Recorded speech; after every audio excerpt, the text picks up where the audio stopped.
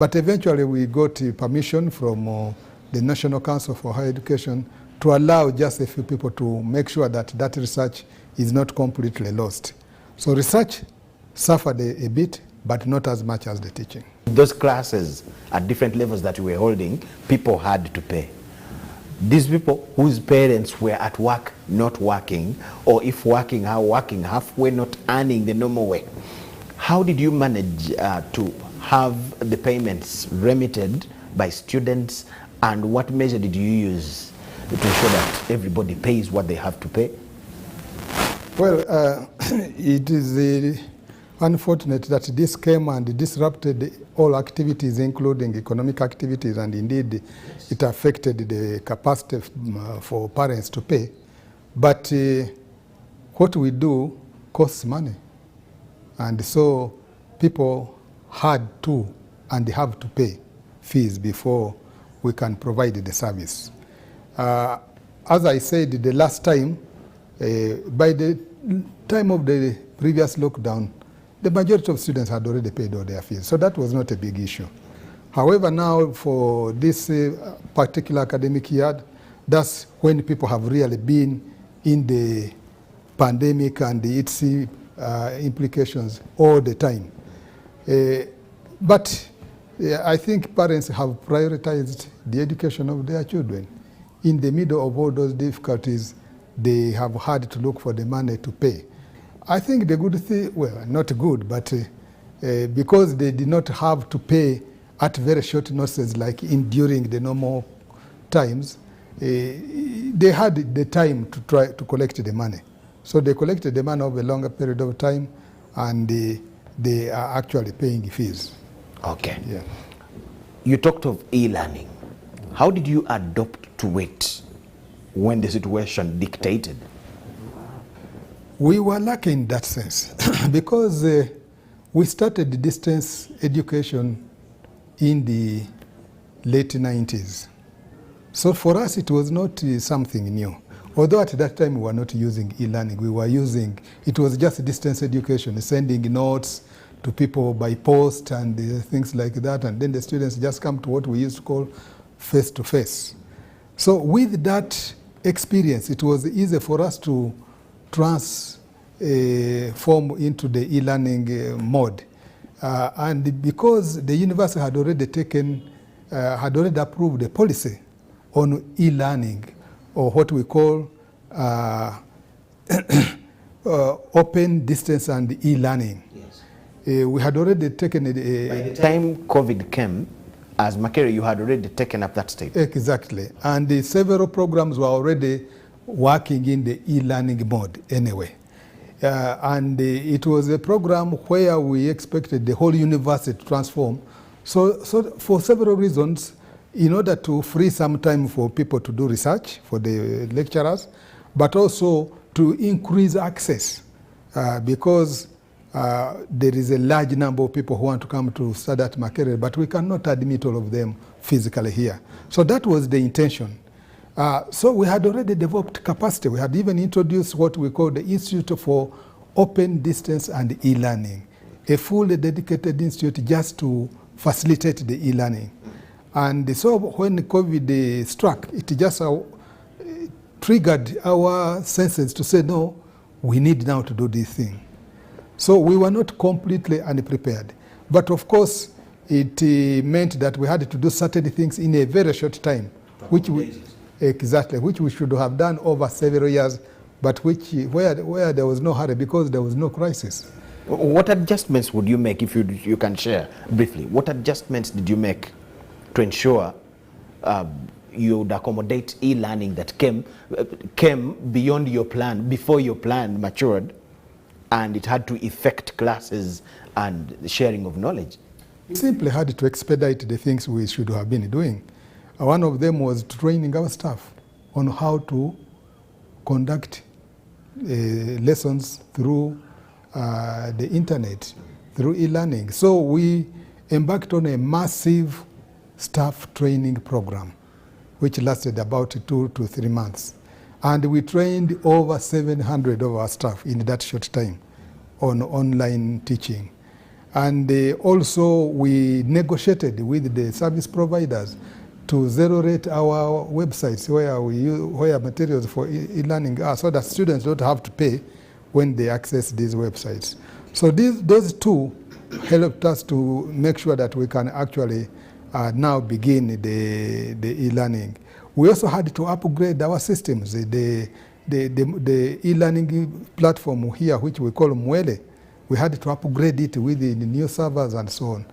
And those interventions enabled us to start. As a senior educationist, because as a country we want to take in, COVID has opened up the eyes of the world that e-learning becomes almost the order of the day. How far do you think it can go in the education system, especially at our home here in Uganda? Well, I think e-learning is already a normal thing around the world. Yes. Especially in the developed world. Personally, I think it is even more important for us, because for us, our population is growing fast. The populations in the developed world are either stagnant or they are going down. So there is actually even much pressure on their institutions. For us, there is enormous pressure on our institutions. And that pressure is going to increase with the years, because the young people, the number, are now reaching the age when they need to come to university. And that is going to be a big problem if we do not adopt e-learning. A lot of the programs will have to be partially done on e-learning if we are to be able to absorb the large numbers of people who will be seeking for a higher education. So it is much more important for us. So we cannot say because we are not developed, we have these problems and so on. Those problems will always be there. But we must just take a decision and say we are going to do this. And once we begin doing it, even with our rudimentary facilities, it is only through beginning that we will improve those facilities. As Makerere University? Yes. How far do you think e-learning, how far do you think you can take e-learning?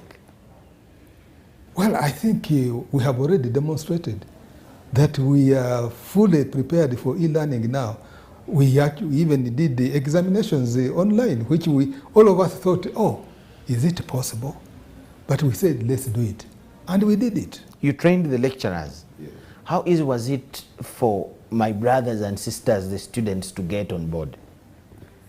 With the different dynamics of our lives, some had gone back to their homes deep in the villages where there is no electricity, access to a computer. How did they get on board, first of all, so psychologically and even physically, to be part of the system?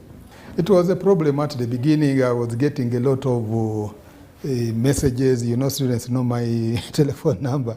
So they were sending WhatsApps, they were sending emails. Saying, for us, we are deep in the village, we don't have internet. But we said, no, but we don't have an alternative. Find ways of accessing what we are doing. And I want to say I admire the students because they adopted. I think what most of them did was now to move nearer to the towns where internet was accessible. And the number of complaints reduced drastically. When we did the exams last time, there was no difference between when we have the physical classes during the ordinary times. The number of students who turned up for exams was just about the same. And so I think our people have that capacity to adapt very quickly, and also it showed us that our people are hungry for their education. They will do everything to get that education. Technically, how was it? I'm imagining, for those of us who studied some time back, yes, an examination calls for supervision, practically when it's being done, then marking. How was that done? Those examinations that need a lot of writing. I'm imagining how this was on an e-system, on an e-arrangement. It was not fully e-examination. Okay. We adopted what we called alternative assessment methods. So different methods were used, including e-assessment. Where it was possible and where it was the best method. But we used different methods. And our staff are very innovative because we discuss this in the colleges. We encourage colleges to adopt what they thought was the best way to assess the students to ensure that we maintain quality of what we are doing. And so we used different methods of assessment, and I think we succeeded. Here you are, they opened 1st November, you came back to classes, to office, and all that. How prepared were you as a university? For the reopening? Yes. No, we are always ready. We are always prepared to receive students. And remember that the students have been studying. We have been closed physically, but open virtually. So the students have continued studying, and we have continued doing the same things that we would have done when we are physically open. So the permission for us to physically open just enabled us to make sure that the students could undergo that training which the ordinary would not undergo virtually, things like practical training or field work. Those now they have to do when they are here. So we did not find any problem that, because we have been closed, there are challenges. No. The students just came back and we continued. Yeah, but this is a period of almost 2 years without, with physical classes being interfered with. Definitely I would expect that when students are coming back physically at once, there would be some preparations. No, there was preparation, of course, to make. But remember, the students have been studying, so they are not coming to begin from where they are not studying. When they come, the lecturer will just take on from where they stopped, now physically in the classroom, what they had already started online. And remember that we are receiving the students in a staggered manner. We are not receiving all of them at a go. Yes, you were physically ordered to open, allowed to open on the 1st of November. But how are you opening? How are you going to operate? Yes, in order to observe the standard operating procedures and in order to ensure the safety of our students and our staff, especially in order to avoid the spread of COVID-19, we have had to receive the students back in a staggered manner, so that we do not have large numbers of students on campus at the same time. And so what we have done is we have received all the graduate students, then all the final year students and all first year students who will be here until 27th November. They will study, sit the examinations and go away. Except the first years who will just be here to study. They will not sit examinations yet.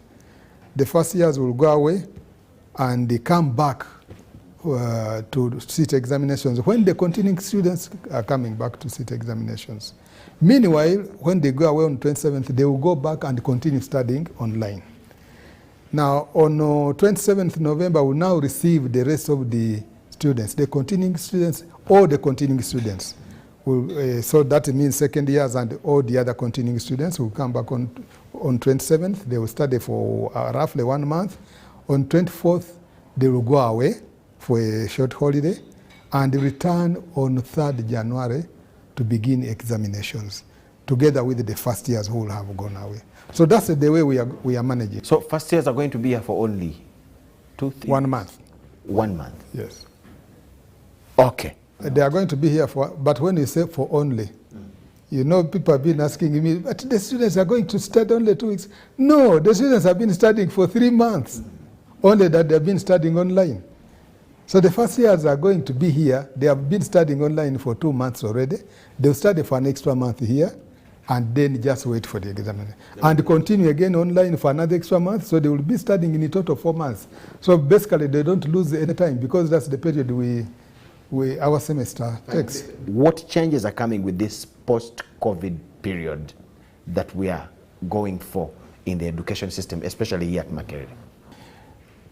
I think what this is going to help us is to actually now implement a strategy that we adopted a very long time ago, but which we have not been implementing, what we call learner-centered pedagogy.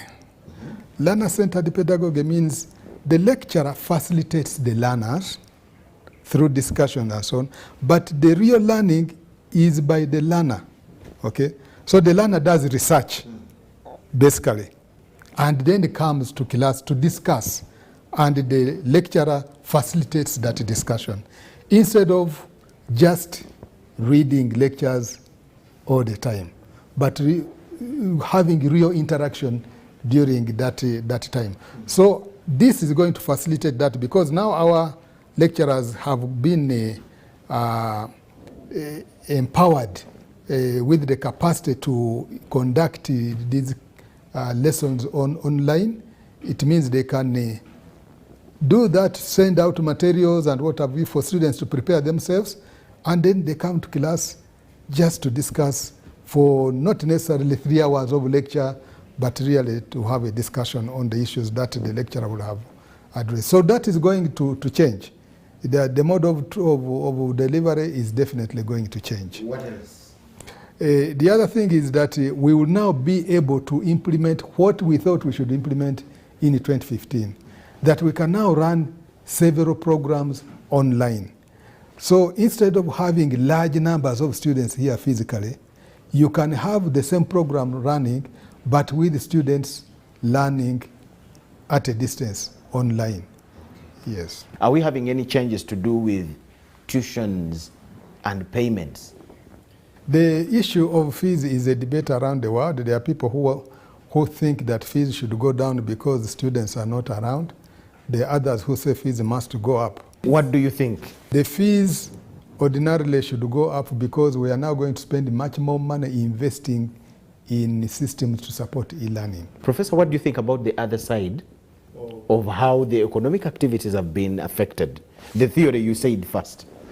Yes, well, what I said is activities have been affected, and because of the delays, people have had a longer time to be able to collect the money for paying fees. But I don't think that the situation is going to remain the same for a very long time. Things will definitely normalize. So we are not going to implement what you are talking about immediately when we are still in a crisis. We are aware of that. That's why we have even frozen the increment in fees.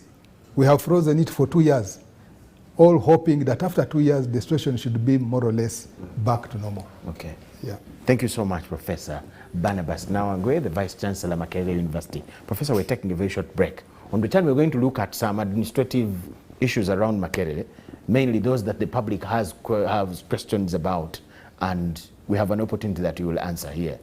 To you watching, enjoy this short break. We have the Vice Chancellor here, and he will tell us everything. Thank you.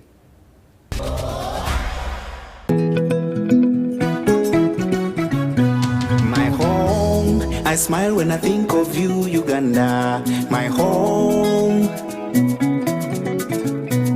My home, I dance when I look at you, Uganda, my home. Oh, my Uganda. I know, with you I'll always stay forever. I know, because I feel that we belong together. My home.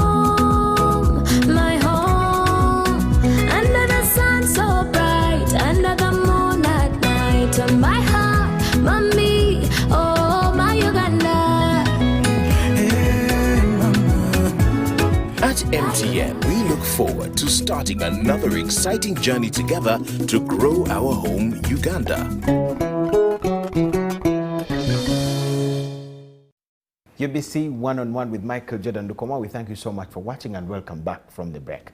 We are at Makerere University talking to the man himself, the Vice Chancellor here, Professor Barnabas Nawangwe. We have talked about how COVID treated them and how they are coming back to life after the COVID-19 situation, and he's telling us how they have managed to go through the whole situation. Professor, welcome back from the break.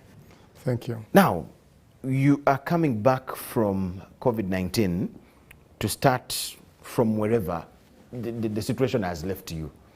How ready are you for what we normally hear in Makerere? If it is not the lecturer, it's the staff, the support staff striking, payments, we want more money, we want this. If it's not the students, next month it will be the lecturers. Have you looked into all that? Shouldn't we expect closure of the university for some weeks after something like that has emerged? Well, I think the culture at the university has changed. First of all, I must say I thank the government, because the government has been very supportive through increasing the salaries of the members of staff. The salaries of staff at public universities in Uganda are among the best on the continent now. Even if several of the categories have not been fully enhanced. Were these men right to strike and complain those days when it was not good?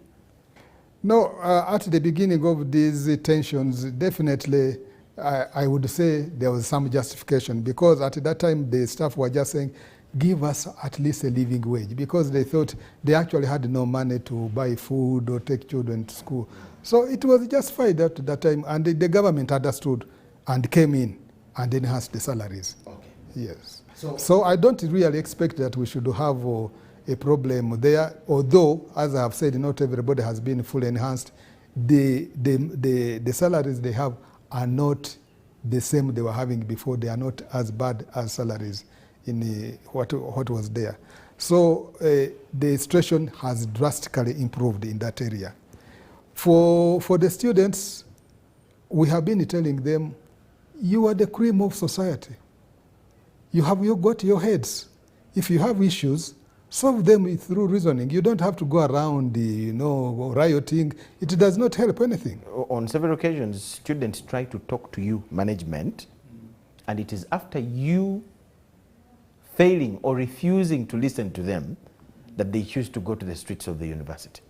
That may be true and not true, because I think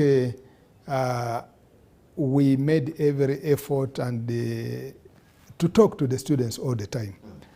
But the students have their politics, which is connected with the national politics, and things just come out, and sometimes we ask them, so what are you writing about? So some riots are backed by politics outside. They are engineered from outside the university. Professor, you have facts to that? Yes. Like which one? No, let's not go there.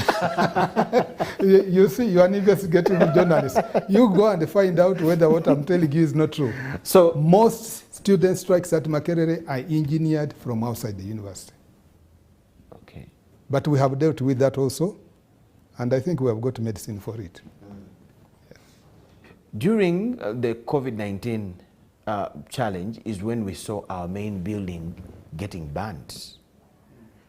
What went wrong? What happened? Yes, the main building is an old building. Well, no, there are buildings which are very old. But by our standards, it is an old building. It was completed in the 40s, and it was completed at a time during the war, and certain things were not done as it should be. That's what we discovered later on, especially the wiring was not really done up to standard. And the investigation actually confirmed that the fire started from an electrical fault in the roof. And that's what caused the fire. So it was an accident. And this fire was put out and it restarted again the next day. No, it wasn't restarted.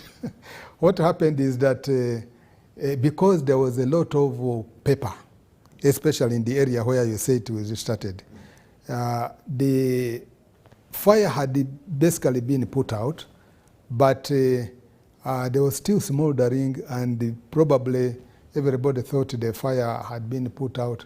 And maybe because of the intense heat, the paper again warmed up and ignited.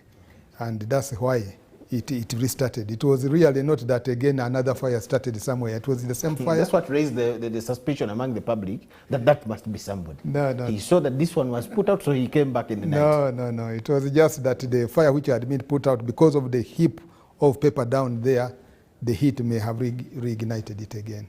But yes, it was an accident, and it was a very sad accident for all of us at Makerere. For an historical building. Yeah. Are there plans to have this building, and how far? Yes, our plan is to reconstruct the building to look exactly the same as it was before. Of course, while modernizing the facilities, modernizing the interior, modernizing the firefighting systems, modernizing the electrical wiring and the plumbing.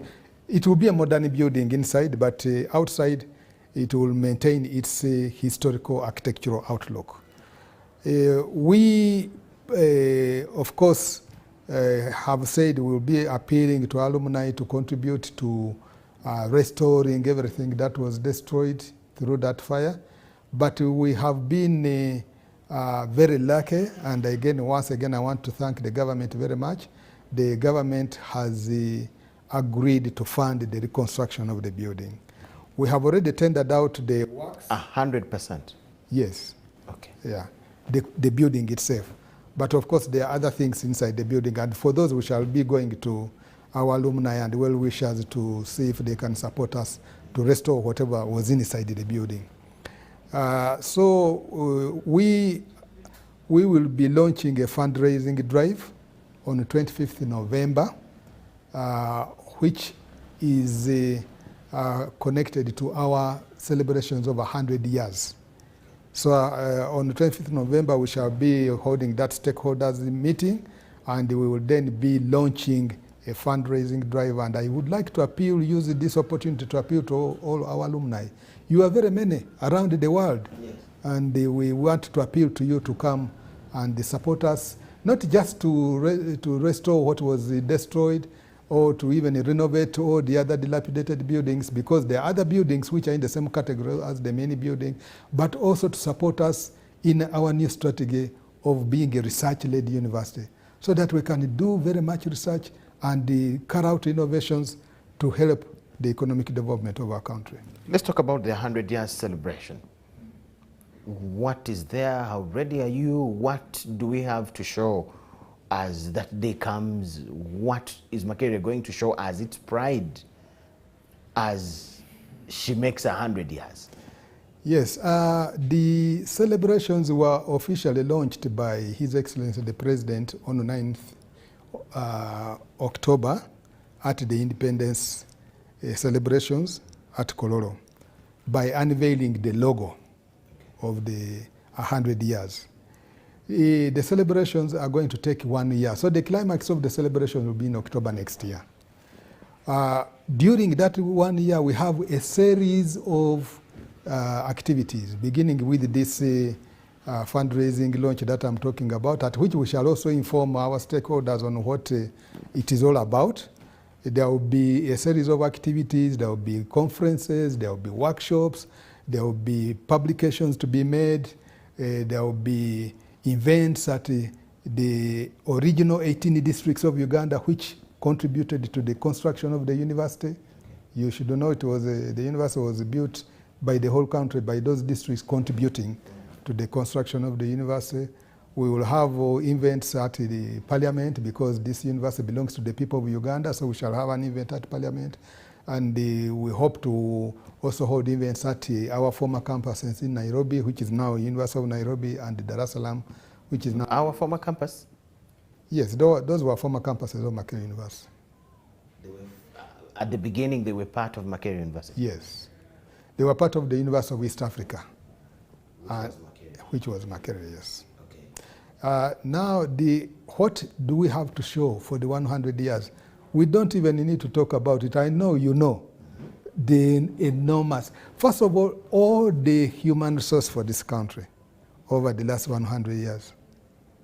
The managers who manage the affairs of this country are all Makerere alumni. All the doctors, all the engineers, all the lawyers, all the judges are Makerere alumni. 90% of the parliament are Makerere alumni. So you can go to any sector. You're not talking about journalists. All the journalists, they are all Makerere people, the teachers and so on. So that is one thing, the human source for this country. Two, the liberation struggle, independence. Makerere contributed greatly. You know that some of the people who led these independence struggles were Makerere people, Nyerere, Kibaki, Obote, and others. Edward Mutesa was our student here. So Makerere contributed to the independence struggles.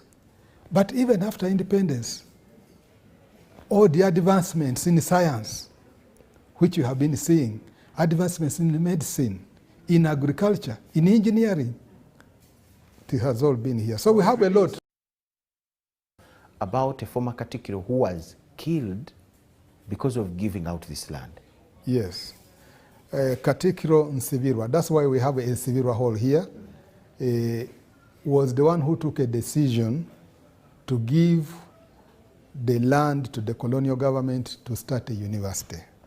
Now, when he did that, the Vataka thought that he was giving away their land to the colonial government, to the colonialists. Yes. And they thought it was betrayal, so they actually assassinated him. That is all history? Yes. Okay, so we are going to celebrate all that. When do we have a grand kind of ceremony for that particular day or that particular? Yes, the climax will be the grand sort of climax to the celebrations, and there we expect a major sort of conference where we expect the heads of the 3 East African states which own the Makerere University, that is the presidents of Uganda, Kenya, and Tanzania, to be there and participate in those celebrations. We expect some other prominent alumni to come and speak at that event. We will have cultural galas by our students, and it will be a colorful ceremony. In 100 years, you have been at universities beyond, outside Uganda. In 100 years, what do you think Makerere is still lacking? What do you think Makerere has not yet done? Yes, Makerere has done a lot, obviously. It could have done more. But remember, there was a period when life was very difficult. We lost a lot of our academia in the 70s. I think more than 60% of all our professors went into exile. And things were not easy. So when eventually we got out of that period and we started settling down, we started rebuilding. And I'm personally amazed at how fast we have been able to rebuild and to take the university back to the world stage, to be among the best universities. Yes, it is just amazing. And I think it is the spirit of Makerere that made that possible. The people are part of this spirit and they take this personally. Professor, what do you think is that one thing that we have not yet held, we have not yet touched as Makerere in the 100 years, comparing with the universities you have seen elsewhere in the world? What we have not touched is what now we want to do. We have been doing research, but we have been doing research mainly for publications, promotions, and so on.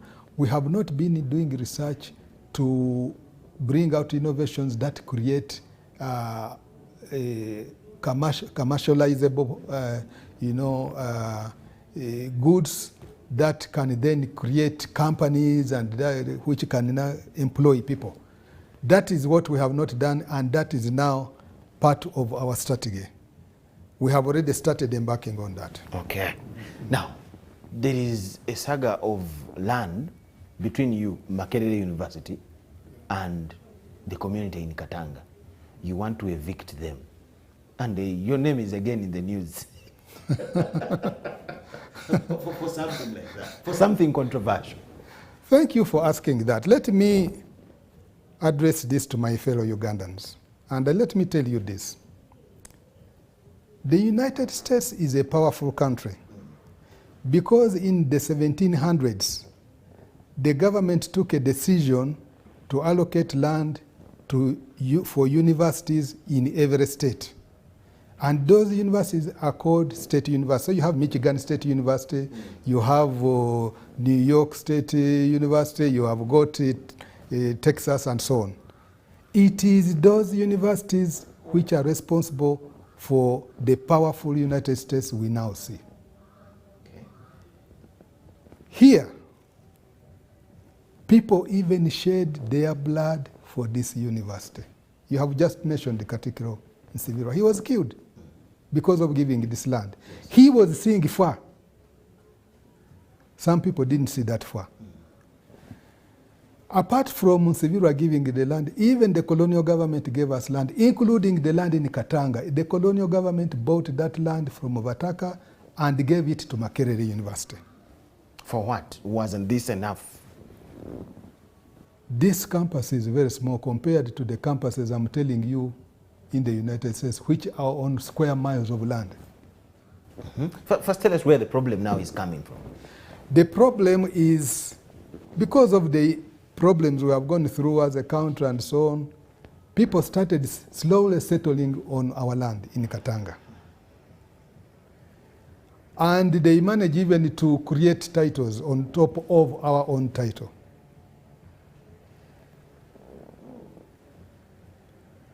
That issue was resolved in court, and the part of the land where the people are settled has not been settled completely.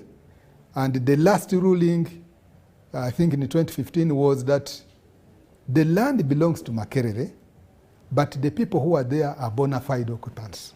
And you know what that means in law. Yes. It means if we want them to go, we have to compensate them and all that. We give them first opportunity and so on. There is, however, another part of the land which had already been cleared in 1997, including by the Court of Appeal. That has never changed. So the land which people are talking about, although they are trying to deceive the public, where we want to put some developments, is that land which is free of encumbrances, where there were no squatters and so on. That land was cleared, and cleared even by the Court of Appeal. We appealed for the other part of the land. We appealed that decision that the land, that those people are bona fide. The bona fide occupants. Because for us, we think by 1995 they were not there. We know they were not in 19. That's why we are appealing. So when people say this matter is in the court, they are confusing the public. We have no issue with the people staying in Katanga for the land where the judge said they are bona fide. Let them stay there until court decides otherwise. And we cannot even touch them. But this land which was cleared where we want to do our developments is free. And the land grabbers who are trying to grab it are confusing the public by claiming that we want to get rid of the people in Katanga. We have no problem with the people in Katanga. We have a problem with land grabbers who want to steal public land in the open. Aren't there people on that land? No. But somebody came and started building there overnight, and that's the battle we have now. So I want to make that absolutely clear. We have no problem with the people in Katanga because that is still a court issue. On the part where people are settled, we have no problem. On the part where there are no people settled, that was cleared way back in 1997, we are free to develop there. And the land grabbers who are coming and trying to grab the land in daylight, trying to use the people in the Katanga, confusing them, saying we want to chase them, are very selfish. They don't have the interests of this country in their heart. Okay. Will you win that battle as Makerere? Because land has become some serious thing in this country. I just want to warn people that you cannot fight Makerere. You will lose. We have all the documentation. The people saying their land, they don't even have a title. We have all the title. What do you want to do on that land? I have told you we want to begin now things like science park. We want to specialize in the areas where we are searching. We have a land institute. We have no land where to put it. It could go there. We have tried several times. We had even wanted to begin the Heart Institute there. There were still these land grabbers disturbing us. We want to begin a science and technology park where our young people have got good ideas, can go there after and develop those ideas into commercial products. Young innovators from outside, the Katwe, all these other people who, even if they have not come to the university, who have got good ideas, can come back, can come to that facility. Realize their Exactly. They get assistance from our professors, get some guidance, and develop their products until they can commercialize them. So what we want to do there is extremely important for the nation. Okay. Let me talk about the university hospital. Yes. Have you people developed that place? Our small university hospital. Yes. Thank you. I would like to encourage you to go there. You were here when it was there. Yes. And you know what it was. You go there now and see what the difference it is. you will be shocked. You will wonder. What is the difference there? Can it now accommodate over 15 patients? No, the issue is not the number of people it can accommodate, but the quality. But this is a community with a big population. Yes, the quality of the service they can render. We are building the theater for the first time. We are building there an ICU unit. Those were not there before. But apart from that, we have put there a lot of modern equipment for diagnostics of different diseases. It is a completely different place. What we want now to embark on is the expansion that we are talking about so that we can have more patients there. But the ultimate aim for us is to have a teaching and research university. And we have land on which we want to do that, but that is an expensive venture. We have appealed to the private sector, we have appealed to government, and the efforts are being made by government to identify resources for us to put up a teaching and research hospital. But our small hospital has now been modernized. That reminds me, many universities had challenges with instructions that whoever enters here for classes must have been vaccinated. What is the case in Makerere? No, we are not insisting on that, since by the time the students were allowed to come back, the vaccination process was still going on. We could not stop the students. We are just putting in place measures to ensure that we minimize the possibility of the spread of the COVID-19. However, we have also appealed to the Ministry of Health to make special arrangements for us to be able to vaccinate the students at our hospital and also here on campus. And we are waiting for that. Thank you so much, Professor. By the time you came into office, there was a lot of, Makerere was so much in the news. And the name Nawangwe was so much in every headline, in every article. You were talked about as a very high-handed man. You were suspending people and expelling people and things like that. How did that end? Is it COVID-19 that has silenced things, and because being that you're back now to work, are we going to have your face and name in the news again? I have never been high-handed. I've never been high-handed. I've just been focused. My focus is we Africans must know what we want. If we want to develop, we are not going to develop through riots, through demonstrations, through destroying property. And I'm saying, let us be a modern university like any other modern university, which is doing research and contributing to the development of their countries. But you agreed with me that with the increment of the payments now, the men and women here were right. Their strikes were justifiable. There was really need to increase their pay. Yes, but you don't have to riot. When the increments were done, nobody was on riot. Nobody was on strike.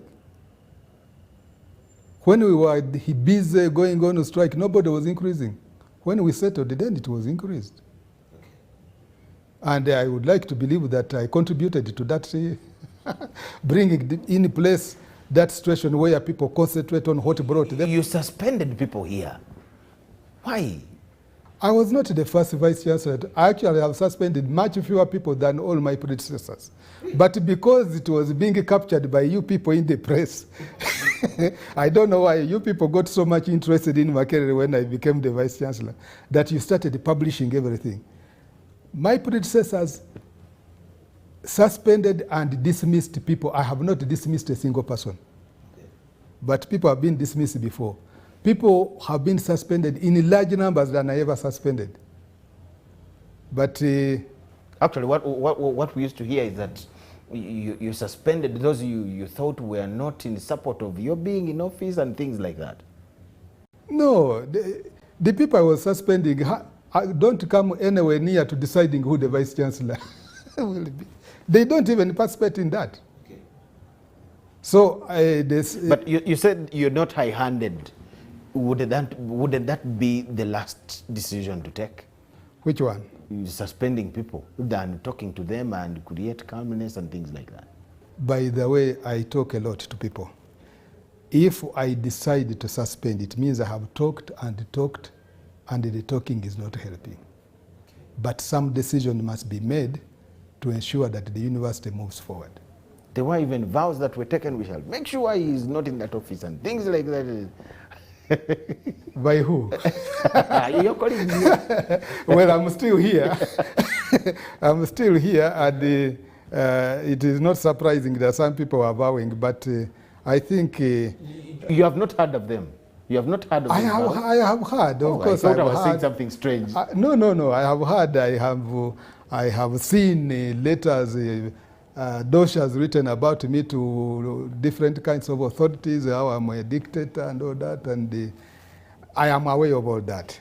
Have you had people calling you a dictator? Yes, well...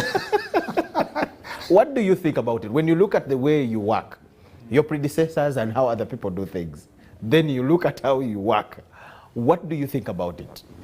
Well, I don't know the definition of a dictator. A dictator is one who takes all decisions on his own. I don't make any decisions. The decisions in this universe are made by council. I only implement those decisions.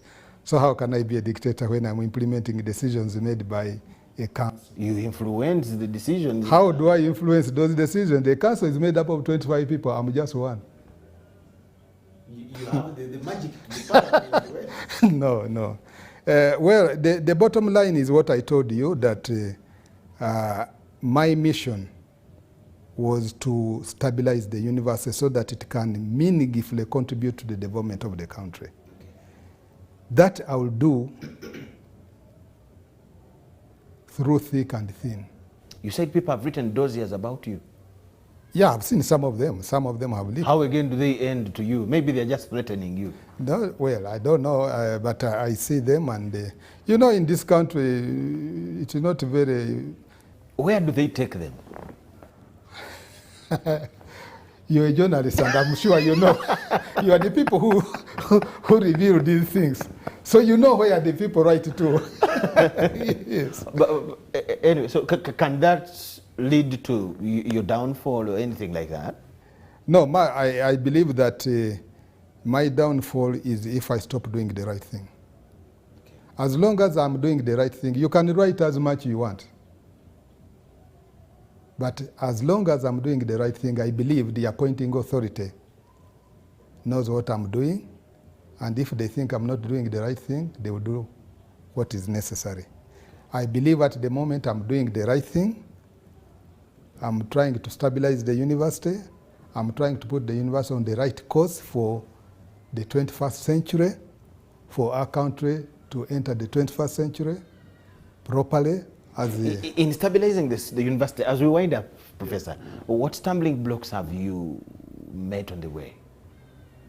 Oh, well, some of them you are saying, you know, where people think, you know, people, this university is full of PhDs. Mm-hmm. Everybody is highly educated, and they want to reason a lot. Do they want or they do? They do. Okay. And everybody, I think, thinks that their opinion or their position is the right one. I think that's part of the problem. It is good that people have that kind of independence and they reason that and so on. But the problem has not really come from the people who want to reason. The problem has come from people who are bent on destabilizing things for reasons that I don't know.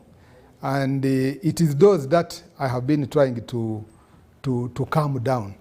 I think I have calmed them down. How about the politics? The people that you were competing with for office? Could they be the ones running after you in different ways? No. We don't have any evidence that the people I competed with could be trying to destabilize me. How are you working with them? Quite well. Some of them are still in the university. Others left the university, and I meet them and we chat, and there is no trace of any destabilization that is emanating from these good gentlemen. They were all men. So colleague PH holders are warming up for you. Warming up to do what? to outcompete you the next time the job is up. Oh yeah, and that is welcome. That I mean, we are all intellectuals. As you do your work, do you think about that time? No, I signed a contract to do certain things. My concentration is on that. Beyond that, we shall see what comes. But for now, I just want to make sure that I move this university to a level to where I expected it to take, or even higher. That's where my concentration is. Thank you so much, Professor. His name is Professor Barnabas Nawangwe. He is the Vice Chancellor, Makerere University. You're Vice Chancellor number what? 11. He's the 11th Vice Chancellor of this beautiful, biggest university in the beautiful Pearl of Africa, Uganda. He says he's here to stabilize Makerere University. We had a very good chat. Thank you so much for being part of it as a viewer. My name is Michael Jordan Lukomwa. I'm with Davis Kamukama, the man in charge of the pictures you see. We wish you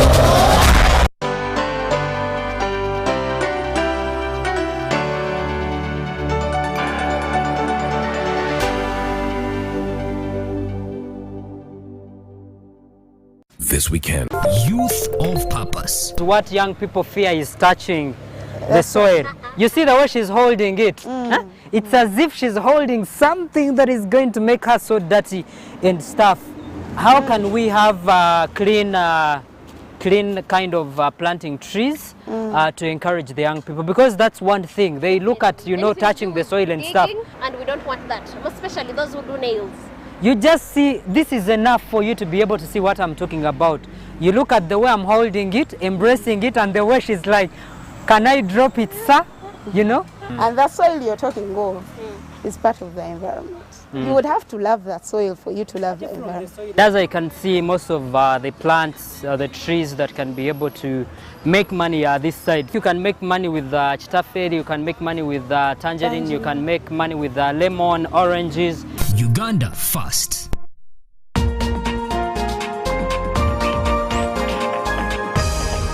This weekend on UBC. Uganda is steadily becoming a reputable and formidable breeding ground for top actors and actresses in this world.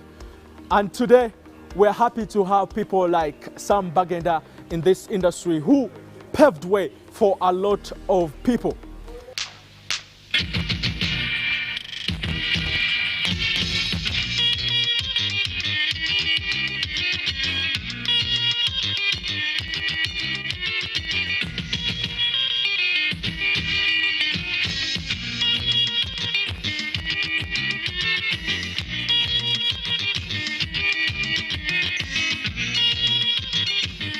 Balamusiza mwenna ku programu eno Chilling.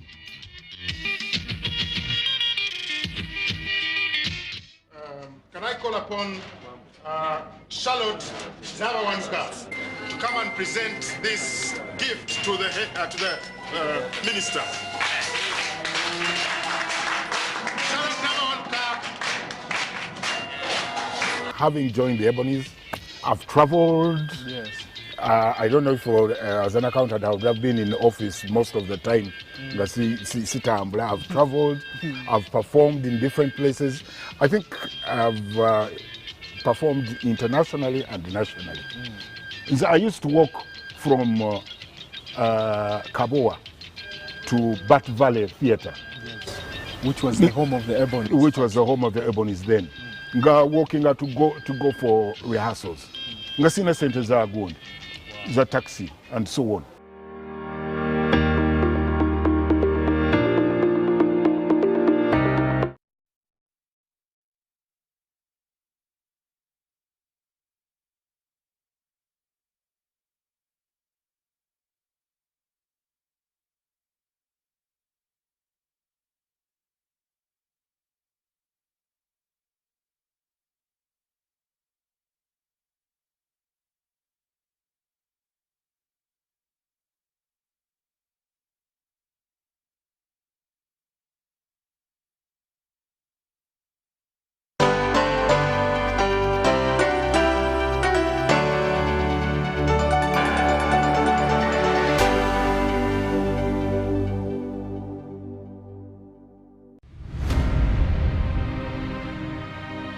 If you look at all sectors, energy has an influence.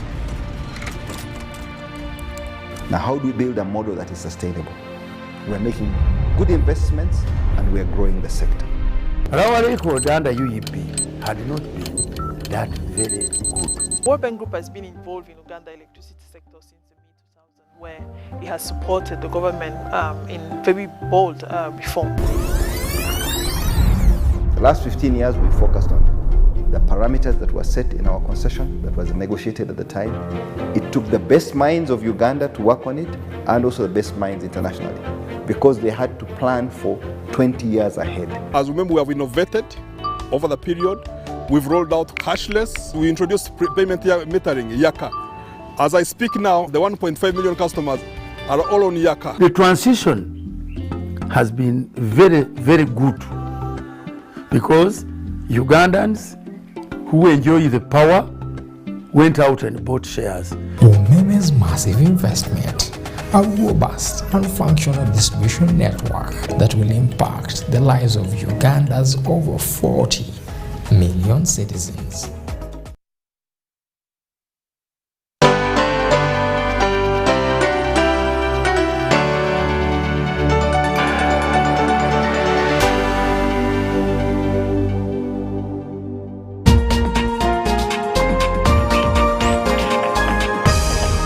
Up next on UBC, brought to you by Keep the lights on. Use Airtel Money to pay for all your Yaka bills conveniently. Open the My Airtel app to buy Yaka units. Airtel Money. Simple, secure, borderless.